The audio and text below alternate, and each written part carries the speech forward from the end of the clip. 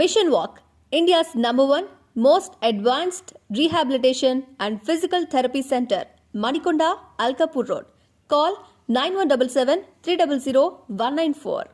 మా బ్రాంచెస్ హైదరాబాద్, ఢిల్లీ మరియు పూణేలో కలవు. నమస్తే, వెల్కమ్ టు తెలుగు రాజ్యం. నేను మౌనిక. శ్రీకాంత్ గారు నమస్తే. నమస్తే. అయితే జూనియర్ ఎన్టీఆర్ గారి నుంచి ఒకసారి మనం మాట్లాడితే, రాజకీయాలంటే ఆయనకి ఇష్టమా లేదా అంటే రెండు ఫేసెస్ చూపించారు. బట్ పొలిటికల్గా ఆయన పేరు మాత్రం తెరపైకి వస్తూనే ఉంటుంది. టీడీపీ నుంచి ఆ పేరు బయటికి రాదు. ఇక వైసీపీ వాళ్ళైతే ముఖ్యంగా కొడాలి నాని గారు నిన్న ప్రెస్ మీట్లో అఫ్కోర్స్ వాళ్ళకి పరిచయాలు ఉన్నమాట వాస్తవం, నిజంగా వాళ్ళు చెప్పిన విషయాలు అది కొన్ని సిచ్యువేషన్. బట్ ఇప్పుడున్న పరిస్థితుల్లో ఎందుకు కొడాలి నాని గారు జూనియర్ ఎన్టీఆర్ పేరు తీసుకురావడం జరిగింది? మీరు వేసిన ప్రశ్నకు సమాధానం చెప్పాలంటే దాదాపు 2-2.5 దశాబ్దాల వెనక్కి వెళ్ళాలి. ఓకే, అంటే హరికృష్ణ గారి టైంలో అక్కడి దాకా వెళ్ళిపోవాలి. హరికృష్ణ గారు మీకు అన్న తెలుగుదేశం ఒక పార్టీ 1999 ఎన్నికలకి ఆయన నెలకొల్పి ఆ ప్రత్యక్ష ఎన్నికల్లో పోటీ చేసి గుడివాడలో స్వయంగా హరికృష్ణ గారు పోటీ చేసి హరికృష్ణ గారు డిపాజిట్ కోల్పోయినటువంటి ఒక వైనం. ఆ సమయంలో ఏంటంటే హరికృష్ణ గారికి అత్యంత సన్నిహితుడిగా, హరికృష్ణ గారికి అత్యంత ఇష్టుడిగా, నందమూరి కుటుంబ అభిమానిగా గుడివాడ నియోజకవర్గం నుంచి పరిచయమైనటువంటి వ్యక్తే కొడాలి శ్రీ వెంకటేశ్వరరావు అలియాస్ కొడాలి నాని గారు.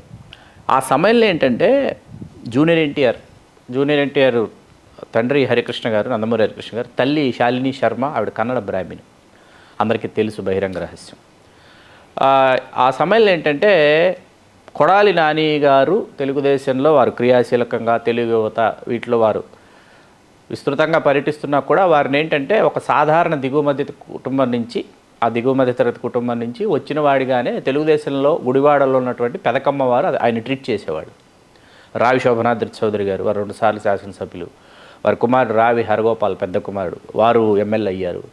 వారు హఠాత్తుగా రోడ్డు ప్రమాదంలో మరణిస్తే వారు మరొక సోదరుడు రావి వెంకటేశ్వరరావుని వారు చేశారు శాసనసభ్యుడిగా గుడివాడకి. స్వయంగా ఎన్టీ రామారావు గారు 83-85 ఎన్నికల్లో గెలిచినటువంటి గుడివాడ నియోజకవర్గం.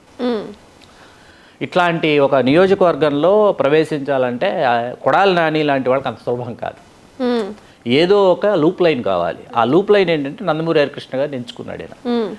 ఎంచుకున్న తర్వాత ఏంటంటే నందమూరి హరికృష్ణ గారికి కూడా తమ కుటుంబాన్ని, మరీ ముఖ్యంగా తెలుగుదేశం పార్టీలో చంద్రబాబు నాయుడు గారిని కాకుండా తమని ఎక్కువ అభిమానించేటటువంటి వాళ్ళు కావాలి వీళ్ళకు కూడా. అటువంటి వ్యక్తిగా వీళ్ళకి కొడాలి నాని గారు కనిపించారు. కనిపించిన తర్వాత ఏంటంటే హరికృష్ణ గారు జూనియర్ ఎన్టీఆర్ బాగోగులు కావచ్చు, లేకపోతే మరొకటి కావచ్చు, అతను క్లాసికల్ డ్యాన్సు క్లాసులకు వెళ్ళేవాడు, ప్రోగ్రామ్స్ పెర్ఫామ్ చేసేవాడు, ఇట్లాంటివన్నీ ఉండేవి. వీటన్నింటికి ఏంటంటే కొడాలి నాని గారు వచ్చి ఎంకరేజ్ చేయటం, సపోర్ట్ చేయటం. నువ్వు చాలా గొప్పవాడు అవుతావు నాన్న, నిన్ను కొట్టేవాడు ఉండడా నాన్న, నీకు తెలియని ఇది లేదు నాన్న, అది లేదు నాన్న అని మోరల్, ఫినాన్షియల్, ఎవ్రీథింగ్ ఒక అన్నయ్యలాగా సపోర్ట్ చేశారు. ఇది వాస్తవం. దాంట్లో మీకు తెలియనటువంటి ఒక అనుబంధం వాళ్ళిద్దరి మధ్య ఏర్పడింది, తారక్ అండ్ కొడాలి నాని. మీకు ఆ తర్వాత ఏమైందంటే నిన్ను చూడాలని మొదటి సినిమా తారక్ చేసిన తర్వాత అది ఉషా కిరణ్ మూవీస్, అది ఫ్లాపు. దాని తర్వాత మీకు స్టూడెంట్ నెంబర్ 1 చేశారు. Student number 1 cinema first morning show చూసి కొడాలి నాని గారు విజయవాడ నుంచి ఫోన్ చేసి, నువ్వు కొట్టావు నాన్న, నీకు తిరుగుండదు, ఫస్ట్ స్టెప్ పడిందని. ఫస్ట్ ఫోన్ కాల్ ఆ కొడాలి నాని గారి నుంచి అసలు ఫస్ట్ ఫోన్ కాల్ వచ్చేంత వరకు కూడా జూనియర్ ఎన్టీఆర్ గారు మిగతా రిపోర్ట్స్ అన్నిటికంటే కూడా ఆ ఫోన్ కాల్కి ఎక్కువ ఇంపార్టెన్స్ ఇచ్చారని జూనియర్ ఎన్టీఆర్ గారు పలు ఇంటర్వ్యూలో చెప్పుకొచ్చారు. ఇప్పుడు ఇక్కడ 2004, 99 నుంచి 2004 ఇది చాలా కీలకమైనటువంటి ఫేజ్. అది కొడాలి నానికి కావచ్చు, జూనియర్ ఎన్టీఆర్కి కావచ్చు, ఇద్దరికి చాలా ఇంపార్టెంట్ ఫేజ్ 2004. ఎందుకంటే ఆ సమయంలో మీకు ఆది వచ్చింది. అదే సమయంలో మీకు ఇంద్ర, తర్వాత మీకు సింహాద్రి, ట్యాగూర్, ఇవి ఈ టైము 2002 to 2004 బాగా సెన్సిటివ్ టాపిక్స్ని అప్పుడే ప్రజల్లోకి వెళ్ళడం. ఇది ఆ టైం అన్నమాట.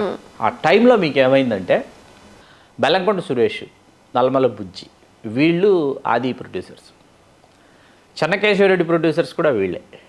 బాలకృష్ణ గారితో బెల్లంకొండ సురేష్ గారు చెన్నకేశ్వరరెడ్డి చేశారు, వినాయక్ గారి డైరెక్షన్. ఇంద్ర విడుదలై చాలా ఉధృతంగా ఇంద్ర ప్రభంజనం మొదలైన తర్వాత మీకు ఒక యుద్ధ ప్రాతిపదికన తీసి విడుదల చేసిన సినిమా చెన్నకేశ్వరరెడ్డి.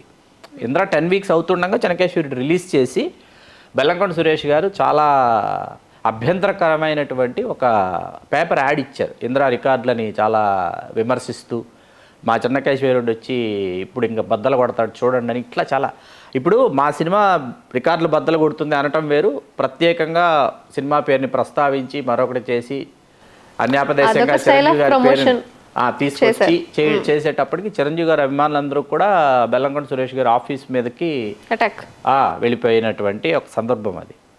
ఆ సమయంలో ఏంటంటే కొడాల నాని గారు కావచ్చు, లేకపోతే మరికొంతమంది ముఖ్యులైనటువంటి, అంటే ఆ రోజు అనుచర గణం ఎవరైతే ఉన్నారో జూనియర్ ఎన్టీఆర్ని అభిమానిస్తున్నటువంటి వారు, అంటే ఒక ట్రాన్స్ఫర్మేషన్ ఆఫ్ బాలకృష్ణ గారి దగ్గర నుంచి ఒక కొత్త జనరేషన్ ఆఫ్ ఆడియన్స్, వాళ్ళు నందమూరి కుటుంబాన్ని అభిమానిస్తూ బాలకృష్ణ గారి కంటే జూనియర్ ఎన్టీఆర్ నెక్స్ట్ జనరేషన్ కాబట్టి మనకు కనెక్ట్ అవుతున్నాడు అనుకునేటటువంటి ఒక జనరేషన్ వాళ్ళు చిరంజీవి గారితో జూనియర్ ఎన్టీఆర్ని పోలుస్తూ జూనియర్ ఎన్టీఆర్ గారిని చాలా హైప్ ఇచ్చి జూనియర్ ఎన్టీఆర్ గారికి చెప్పడం, దాన్ని నిజంగా జూనియర్ ఎన్టీఆర్ గారు తలకెక్కించుకోవడం కూడా జరిగి, ఆయన ఒక ఇంటర్వ్యూలోనో ఒక ప్రెస్ మీట్లోనో చిరంజీవి గారి పేరు ప్రస్తావన తీసుకురాకుండా మాట్లాడుతున్నారు అందరు హీరోల గురించి ప్రస్తావిస్తూ. జెమినీ టీవీ ఇంటర్వ్యూ ఏదో సంథింగ్, అది ఒక లైవ్ ప్రోగ్రామ్ లాంటిది. ఆ లైవ్ ప్రోగ్రాంలో మీరు చిరంజీవి గారి పేరు మర్చిపోయారనో ఏదో యాంకర్ గుర్తు చేస్తే చిరంజీవి గారు ఎవరో నాకు తెలియదు అన్నట్టు మాట్లాడాడు ఆయన. నేను ఎప్పుడు సినిమాలు చూడలేదనో, నేను పెద్దగా పట్టించుకోనో ఏదో మాట్లాడితే ఆ లైవ్లోకి నాగార్జున గారు వచ్చారు, కాల్ తీసుకుని దయచేసి అట్లా మాట్లాడుకో, మాకే ఇన్స్పిరేషన్ చిరంజీవి గారు, మేము సినిమాల్లోకి రావాలనుకునేదే చిరంజీవి గారిని చూసి, అట్లాంటిది నువ్వు అట్లా మాట్లాడకూడదు, నీకు చాలా ఫ్యూచర్ ఉంది. జెమినీ టీవీ ఇంటర్వ్యూ ఇది జరిగింది. ఆ తర్వాత తనను తాను ఎప్పుడు షేపప్ చేసుకున్నాడు అన్నది తర్వాత మాట్లాడదాం మనం. ఈ 2002, 2004 ఈ సమయంలో ఏమైందంటే హరికృష్ణ గారు తిరిగి తెలుగుదేశంలోకి వచ్చారు, గర్వాప్సి. చంద్రబాబు నాయుడు గారికి ఏంటంటే వరుసగా 10వ సంవత్సరం అధికారంలో ఉన్నారు, ఆయనకి అందరినీ మళ్ళీ దగ్గరికి చేర్చుకుందాం, ఎక్కడో తేడా కొడుతుంది, రాజశేఖర రెడ్డి గారి పాదయాత్ర ఇవన్నీ జరిగిన తర్వాత ఏంటంటే ఎక్కడో తేడా కొడుతుంది, అందరినీ దగ్గరికి తీసుకుందాం అని చెప్పేసి వారు మళ్ళీ కూరలో కరివేపాకులు ఎవరెవరు ఉంటారో వాళ్ళందరినీ దగ్గర తీసుకున్నటువంటి క్రమంలో హరికృష్ణ గారిని కూడా దగ్గర తీసుకుంటే, హరికృష్ణ గారి డిమాండ్ ఏంటంటే కొడాల నానికి సీట్ ఇవ్వాలి, ఓకే గుడివాడ ఇస్తానంటేనే వస్తాను, ఆ మాట చెల్లుబాటు కావాలి. ఆయన చాలా పట్టుబట్టిన తర్వాత పోతే పోయేదే ఉందిలే అని చెప్పి కేటాయించారు. ఇంటికి 99లో హరికృష్ణ గారు ఓడిపోయారు, కానీ ఆ సమయంలో హరికృష్ణ గారి కోసం కొడాల నాని గారు పనిచేశారు. దాన్ని దృష్టిలో పెట్టుకొని తన విధేయుడు ఉండాలి నియోజకవర్గంలో, మాది గుడివాడ అంటే మా నియోజకవర్గం. సరే అంటే హిందూపురం నుంచి హరికృష్ణ గారు పోటీ చేయట్లా, చంద్రబాబు గారు వ్యూహాత్మకంగా హరికృష్ణ గారికి ఇంక మళ్ళీ పార్టీలకు తెచ్చుకొని హిందూపురం ఏం లేదు కాబట్టి వెంటనే గుడివాడ, పైగా జూనియర్ ఎన్టీఆర్ పీక్స్లో ఉన్నాడు. మీకు జూనియర్ ఎన్టీఆర్ ఇది కూడా ఏంటంటే నాని అన్ననే అంటాడు కదా, నాని అన్నకి ఇస్తేనే నాన్న పనిచేస్తాడు, ప్రచారానికి వస్తాడని పెట్టాడు. సరే అది ఆ కోరిక నెరవేరిపోయింది, నాని గెలిచేశారు. 2004లో ఏమైందంటే ఈ చిరంజీవి గారి అభిమానులు ఏదైతే ఉందో వాళ్ళని అశ్విని దత్ గారు లోక్సభకు పోటీ చేస్తున్నారు తెలుగుదేశం మొదటిసారి కొడాల నాని గారు గుడివాడలో పోటీ చేస్తున్నారు అసెంబ్లీకి. అశ్విని దత్ గారి కోసం ససేమెర పనిచేయమన్నటువంటి అభిమానులు గుడివాడలో చిరంజీవి గారి అభిమానులు నాని గారి కోసం పనిచేశారు, వాళ్ళని తన వైపు తిప్పుకున్నారు. మొత్తం పోస్టర్ల మీద సీనియర్ ఎన్టీఆర్ గారి ఫోటో, జూనియర్ ఎన్టీఆర్ గారి ఫోటో, చిరంజీవి గారి ఫోటో, ఏవి వదల్లా. ఏది కొడాల నాని గారు అప్పుడు కూడా రావాలి కదా ఫస్ట్ టైం రాజకీయం బాగా చేశారని చెప్పాలి. 2009 ఎన్నికలకు వచ్చేటప్పటికి మీకు ఫస్ట్ టైం మీ కొడాల నాని గారి మీద అభ్యర్థి ఎవరు? కటారి ఈశ్వర్ కుమార్ గారిని యాదవులు, అంత క్రితం ఆయన శాసనసభ్యుడిగా గెలిచారు, 89లో రాష్ట్ర మంత్రి చేశారు. వాళ్ళ నాన్నగారు 2 పర్యాలు కటారి సత్యనారాయణరావు గారు, ఆయన గుడివాడకి 72, 78 వరుసగా వారు కూడా శాసనసభకి ప్రాతినిధ్యం వహించారు, యాదవులు ప్రాతినిధ్యం వహించారు గుడివాడలో. వారి కుమారుడే ఈశ్వర్ కుమార్ కేవలం 8,857 ఎన్నో. ఇది 2004లో కొడాల నాని గారి మెజారిటీ, ఆయన మీద గెలిచారు. ఈశ్వర్ కుమార్ గారి మీద గెలిచారు. గెలిచిన తర్వాత 2009కి వచ్చేటప్పటికి ఏమైందంటే ప్రజారాజ్యం, కాంగ్రెస్ రెండు ఉన్నాయి. ఈసారి ఏమైంది, ప్రజారాజ్యం తరఫున ఈ రావు వెంకటేశ్వరరావు గారు ఇంతకుముందు ఇక్కడి నుంచి ప్రాతినిధ్యం వహించారు కదా తెలుగుదేశం, కొడాల నానికి ఇస్తున్నారు కాబట్టి ఈయన ప్రజారాజ్యంలోకి వెళ్ళారు. పెన్నంనేని కోటేశ్వరరావు గారి కుమారులు పెన్నంనేని వెంకటేశ్వరరావు గారు కాంగ్రెస్ అభ్యర్థి, ఇక్కడ ప్రజారాజ్యం అభ్యర్థి ఏమో రావు వెంకటేశ్వరరావు గారు. వారిరువురు విడివిడిగా పోటీ చేసిన మంచి ఆధిక్యతతో 11,000 ఎంతో ఆధిక్యతతో 7,000 గెలిచేశారు. మొత్తానికి 7,000తో గెలిచేశారు. ఏది మళ్ళీ కొడాలి నాని గారు తెలుగుదేశం అభ్యర్థి. 2014కి వచ్చేటప్పటికి ఏమైందంటే 9 నుంచి 14 మధ్యలో జరిగింది ఏంటంటే 9లో జూనియర్ ఎన్టీఆర్ మీకు తెలుగుదేశం పార్టీ కోసం ప్రచార సారథిగా పనిచేశారు. యాక్సిడెంట్ అయింది, ప్రాణాల మీద కొని తెచ్చుకున్నాడు, ఇదంతా మనకు తెలుసు. ఆ సమయంలో ఏంటంటే వివాహం కూడా జరిగింది. వివాహం తర్వాత అయింది అనుకుంటాను. వివాహం ముందే అయిపోయిన తర్వాత ప్రచారానికి వచ్చినట్టున్నారు. అదే అంటే లేదు, తర్వాత అయింది వివాహం. తర్వాత అయింది జూనియర్ ఎన్టీఆర్ వివాహం నిశ్చయం అయింది. అవును, ఫిక్స్ అయిపోయింది, నిశ్చితార్థం అయింది. వివాహం జరగల. నాన్నె శ్రీనివాసరావు గారి కుమార్తె లక్ష్మీ ప్రణయ్తో నిశ్చితార్థం జరిగింది, వివాహం జరగల. ఈ నిశ్చితార్థం ఈ సంబంధం కూడా రామోజీరావు గారు, చంద్రబాబు నాయుడు గారు వాళ్ళిద్దరూ పూనుకునే చేశారు.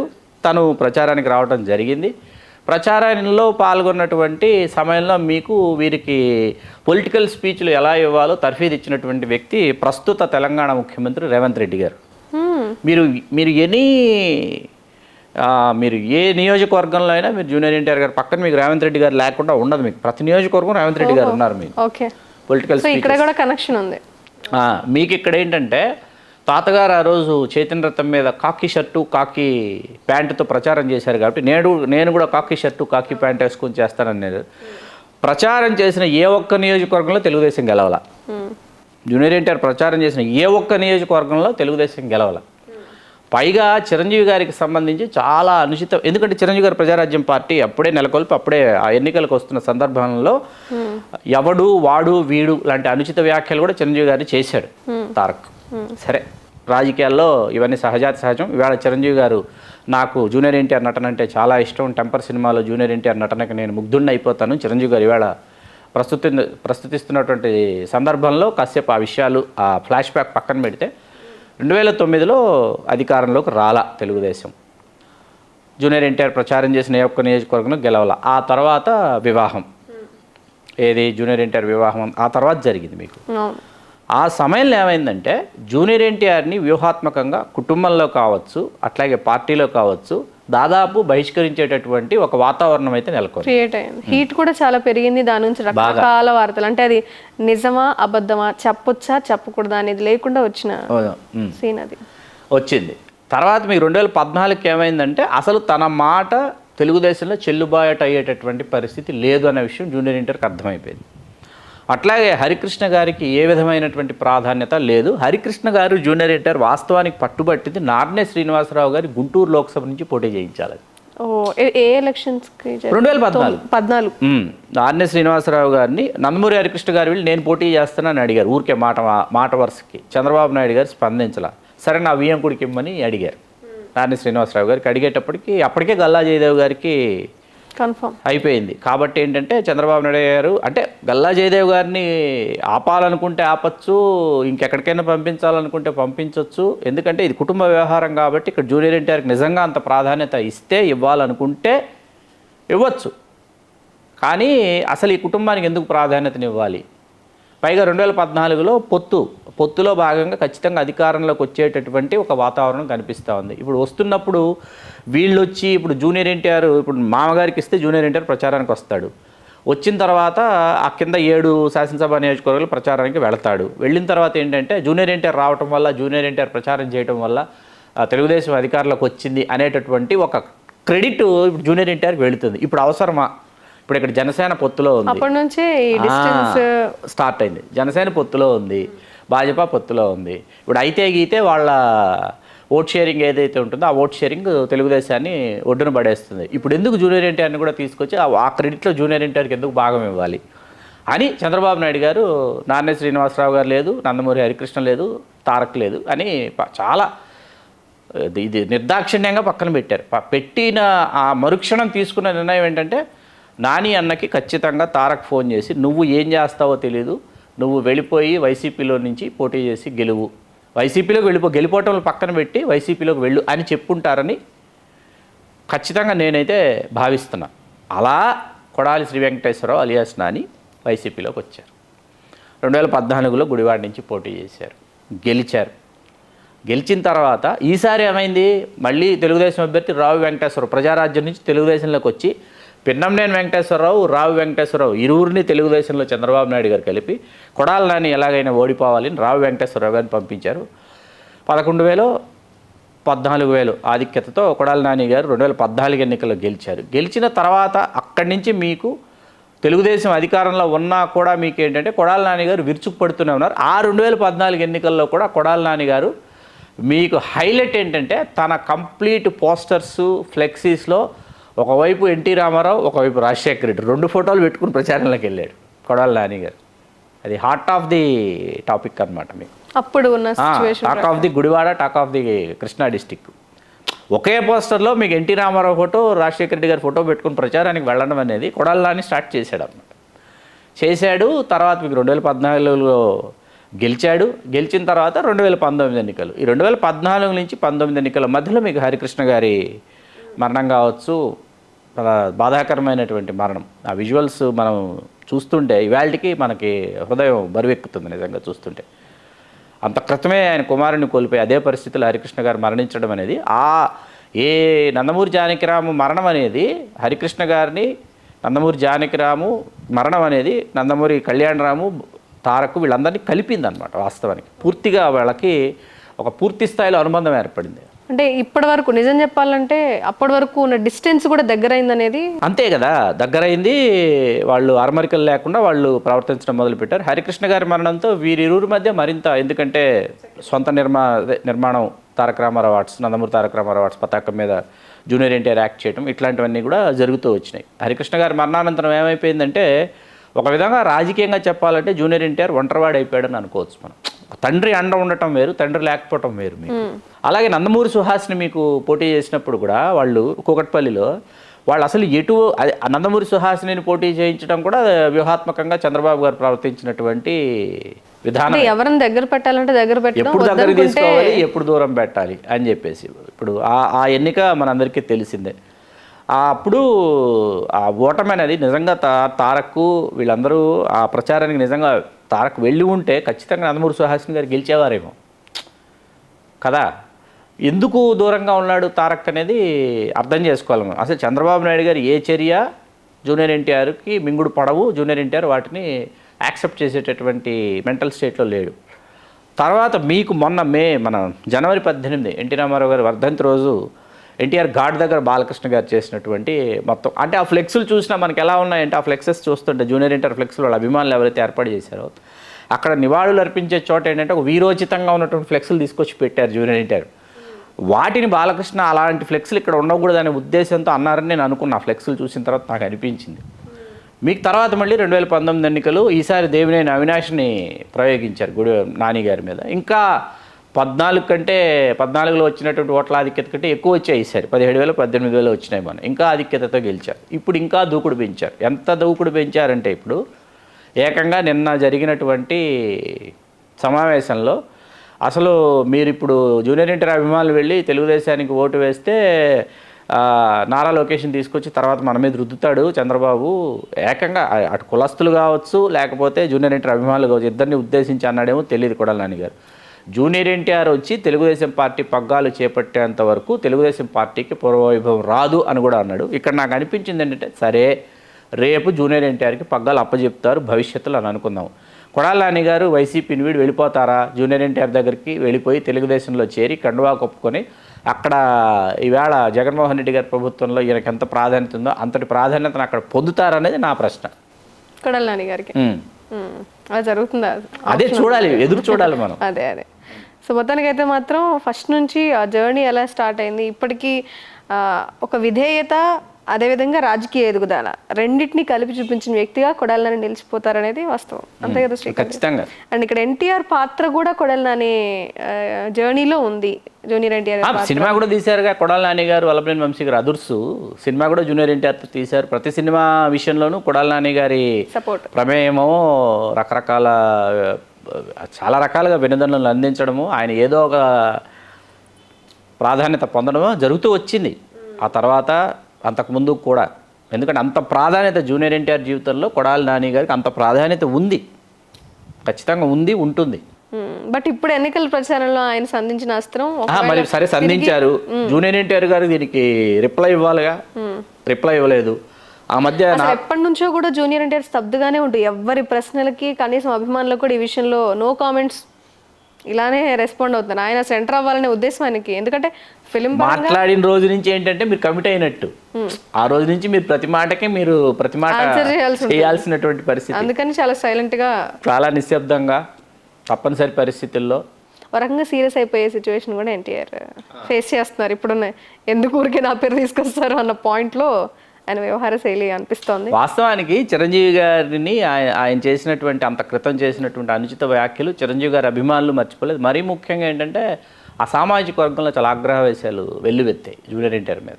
అతను చేసినటువంటి వ్యాఖ్యలు, అతని ప్రవర్తన, ఇవన్నీ దాని దృష్టిలో పెట్టుకుని ఏంటంటే ఇప్పటికి మార్పు వచ్చే ఉంటుంది. అక్కడికే వస్తున్నా. దాని దృష్టిలో పెట్టుకుని ఏంటంటే మీకు ఒక దశలో చిరంజీవి గారి కంబ్యాక్ అంటే బాస్ ఈజ్ బ్యాక్ అంటే ఇంకా సినిమా ప్రారంభం కాకముందు మా టీవీ వాళ్ళు ఒక ఈవెంట్ చేశారు, చాలా పెద్ద ఈవెంట్ చిరంజీవి గారి గురించి. అంటే వాళ్ళ అవార్డ్స్ మా టీవీ అవార్డ్స్ 2016లో ఏంటంటే ఆ కార్యక్రమానికి నాకు బాగా గుర్తుంది, జూనియర్ ఎన్టీఆర్ వచ్చేంత వరకు చిరంజీవి గారికి సంబంధించినటువంటి ఏవి ప్రజెంటేషన్ జరగలేదు, చిరంజీవి గారి పెర్ఫార్మెన్స్ జరగలేదు. జూనియర్ ఎన్టీఆర్ వచ్చిన తర్వాత స్టార్ట్ చేశారు.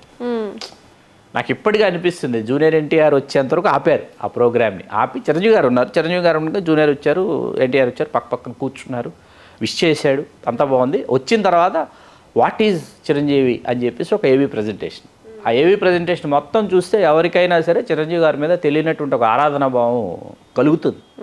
ఆ తర్వాత చిరంజీవి గారు మీకు డాన్స్ మీద డాన్స్ చేశారు గ్యాంగ్ లీడర్ సాంగ్కి. ఆ తర్వాత చిరంజీవి గారి స్పీచ్ ఉంటుంది. ఎంత జూనియర్ ఎన్టీఆర్ ఉండగా జరిగింది. సరే ఇది ఎందుకు జరిగింది ఏంటి అన్న విషయం కాసేపు పక్కన పెడితే ఈ చిరంజీవి గారి అభిమానులు అనేటటువంటి వాళ్ళు మీకు ఏంటంటే జూనియర్ ఎన్టీఆర్ సినిమాలు చూసేవారు కాదు. ఒక section of audience junior NTR సినిమాలకు వెళ్ళేవాళ్ళు కాదు. ఎప్పుడునా లేకపోతే ఒక పీరియడ్. ఆ సమయంలో ఏంటంటే జూనియర్ ఎన్టీఆర్ రామ్ చరణ్ ఇద్దరు క్లోజ్ అవ్వటం, ఇద్దరి కుటుంబాలు ఒకరి కుటుంబం ఇంకొకరి కుటుంబంతో చాలా వాళ్ళు అనుబంధంగా ఆప్యాయంగా వాళ్ళు కలిసి ప్రయాణం చేయడం, ఇందులో భాగంగానే త్రిబుల్ ఆర్ సినిమా. ఫ్రెండ్షిప్ లో నుంచి అంటే రాజమౌళి గారికి తారక్ చెప్పాడా లేకపోతే తారక్ కెరీర్లో ఇదొక గ్యాప్ లాగా ఉండిపోతుంది, దీన్ని ఫిల్ చేయాలని రాజమౌళి గారు విజేంద్ర ప్రసాద్ గారు ఆ నిర్ణయం తీసుకున్నారా అన్నది నాకు ఇప్పటికీ $1 మిలియన్ క్వశ్చన్. ఎనీవే మొత్తానికి కలిసిపోవడం అనేది అయితే జరిగిపోయింది. రాజకీయంగా అయితే వైరుధ్యము, మాటల ప్రవాహం, రేవంత్ రెడ్డి గారి వాక్చాతుర్యంలో భాగంగా అస్త్రాలు సంధించడం ఆ టైం పీరియడ్ అయితే ఉంది ఖచ్చితంగా. ఆ ఎఫెక్ట్ ఖచ్చితంగా ప్రజల్లో కూడా ఉంటుంది అనేది, అదే అభిమానగణం ఉంటుంది అనేది. సరే మరి కొడాలి నాని గారు ఎందుకు ఈ టాపిక్ తీసుకొచ్చారు? ఆఫ్ కోర్స్ ఇప్పుడనే కాదు, లాస్ట్ జరిగిన ఎలక్షన్స్ టైంలో కూడా జూనియర్ ఎన్టీఆర్ పేరు ప్రస్తావించడం, మధ్యలో మరి ఎన్టీఆర్ గారే ఫోన్ చేసి నా పేరు తీసుకురావద్దని చెప్తే ఆగిపోవడం జరిగిందో తెలియదు, కానీ ఈ పేరు అయితే మాత్రం ప్రస్తావనకు వస్తుంటుంది. సో ఆ అన్న ఎన్టీఆర్ పెద్ద ఆయన కావచ్చు, ఈ ఎన్టీఆర్ కావచ్చు, రాజకీయాలంటే వీళ్ళ పేర్లు లేకుండా ఉండట్లేదు. అది మళ్ళీ ఒకసారి ప్రూవ్ అయిపోయింది. ఓకే శ్రీకాంత్ గారు, అప్పుడు ఏం జరిగిన రకరకాల విషయాలన్నీ కూడా మాకు తెలియజేశారు. ముఖ్యంగా గుడివాడ నాని అంటే ఒక మిడిల్ క్లాస్ ఫ్యామిలీ నుంచి ముక్తాయింపు అయితే ఇవ్వాలి మీకు. ఇంత చెప్పిన తర్వాత ఒక ముక్తాయింపు ఇవ్వకపోతే ఇది పూర్తయినట్టు కాదు. మీకు ఎన్టీ రామారావు గారికి జూనియర్ ఎన్టీఆర్ శాలిని గారి కుమారుడా శాలిని గారు అనే ఒక కళత్రం హరికృష్ణ గారికి ఉన్నారన్న విషయం కర్ణాకర్ణిగా తెలుసో తెలీదో కానీ హరికృష్ణ గారి అబ్బాయి అనేది ఉంది. ఎందుకంటే హిందీ బ్రహ్మర్షి విశ్వామిత్రలో వేషం వేశాడు ఎవరు, తారక్. తర్వాత ఏంటంటే హరికృష్ణ గారికి ఒక ద్వితీయ కళత్రం ఉన్నారు, వారి కుమారుడు అని లక్ష్మీపార్వతి గారు పిలిపించి చెప్పేంతవరకు ఎన్టీ రామారావు గారికి తెలియదు. అంటే బేసిక్గా అందరికీ ఏంటంటే సీనియర్ ఎన్టీఆర్కి జూనియర్ ఎన్టీఆర్ అంటే మిగతా వాళ్ళందరికంటే కూడా ఒక ప్రత్యేకమైన అభిమానం ఉంటుంది అనే విషయం తారక్ ఫ్యాన్స్ ఎక్కువగా విని ఉన్న సిచ్యువేషన్. అంటే మీకేంటంటే ఆవిడ పిలిపించి ఆవిడ ఎన్టీ రామారావు గారికి ఇట్లా హరికృష్ణ గారి అర్ధాంగి గారి పేరు లక్ష్మి గారి అబ్బాయి కాదు, ఇట్లా శాలిని అని వాళ్ళ శాలిని గారి అబ్బాయి అని చెప్పిన తర్వాత రామారావు గారికి అర్థమైంది అని నేను విన్నది. ఆ తర్వాత ఏంటంటే తనలో ఉన్నటువంటి ఆ క్లాసికల్ డ్యాన్స్ స్కిల్స్ చూసి అప్పుడు ఆశావహులు చాలామంది ఎన్టీ రామారావు గారి దగ్గరికి తెలుగుదేశం పార్టీ ఎమ్మెల్యే టికెట్ల కోసం వస్తుంటారు కదా, వచ్చేవాళ్ళు ఆ సమయం 93, 94 ఆ టైంలో ఏంటంటే ఈ బాబుని తీసుకెళ్ళి మీ ఊళ్ళో ప్రోగ్రామ్ అరేంజ్ చేసి చాలా జాగ్రత్తగా చూసుకొని పంపించండి అని లక్ష్మీపార్వతి గారు సపోర్ట్ చేశారు. అంటే అసలు చిన్నప్పుడు కూడా జూనియర్ ఎన్టీఆర్ కూడా ప్రచారానికి లేదు వచ్చిన సిచ్యువేషన్ లేదు ఎప్పుడు లేదు. తనని తీసుకెళ్ళి వాళ్ళు ఆశావాహులు ఎవరైతే ఆస్పిరెంట్స్ ఉన్నారో వాళ్ళ ఊళ్ళో డ్యాన్స్ ప్రోగ్రామ్ అరేంజ్ చేసేవాడు. Junior NTR dance program. అవి లక్ష్మీపార్వతి గారే వాళ్ళకి చెప్పి చేయించేవారు అనమాట. అలా లక్ష్మీపార్వతి గారు సపోర్ట్ చేశారు ఆ కుటుంబాన్ని. ఈ విషయం కూడా మనం ఈ సందర్భంగా చెప్పి తీరాలి మన ప్రేక్షకులకి. ఓకే శ్రీకాంత్ గారు, థ్యాంక్ యూ. ఎక్కడి నుంచి ఒక టాపిక్ స్టార్ట్ అయ్యి ఎక్కడికో వెళ్ళి ఒక రౌండ్ వేసి వచ్చింది. ఎనీవే, చాలా తెలియని ఇన్ఫర్మేషన్ అయితే తీసుకొచ్చారు. Thank you. You are welcome Mounika. So ఈ డిఫరెంట్ టాపిక్, ముఖ్యంగా కొడాలి నాని గారి వ్యాఖ్యల పరంపర వెనక ఉన్న ఆంతర్యం ఏంటి, ఎలక్షన్స్ టైంలో ఎందుకు కొంతమంది పేర్లు తెర మీద తీసుకొస్తున్నారు, అండ్ వాళ్ళు ఏం రియాక్ట్ కాకపోయినా ఈ పేరు ప్రస్తావనకు రాకుండా ఉండట్లేదు కదా, దానికి కారణాలు ఏమై ఉండొచ్చు అని మాకంటే బాగా మీకే తెలుసు. You can comment below. Anyway, thank you and keep watching Telugu Rajyam. Please do subscribe to Telugu Rajyam channel. Please do subscribe to Telugu Rajyam channel. Please do subscribe to Telugu Rajyam channel. Hi అండి, నేను మీ ఆర్పీని, నెల్లూరు పెద్దారెడ్డి చేపల పులుసు ఓనర్ని. మీరు తెలుగు రాజ్యం అనే ఈ యూట్యూబ్ ఛానల్ సబ్స్క్రైబ్ చేసుకుని మంచి మంచి వీడియోలతో వస్తారు. Thank you so much. Hi people, I'm Sonakshi Verma and you please watch Telugu Rajyam and please subscribe to the channel.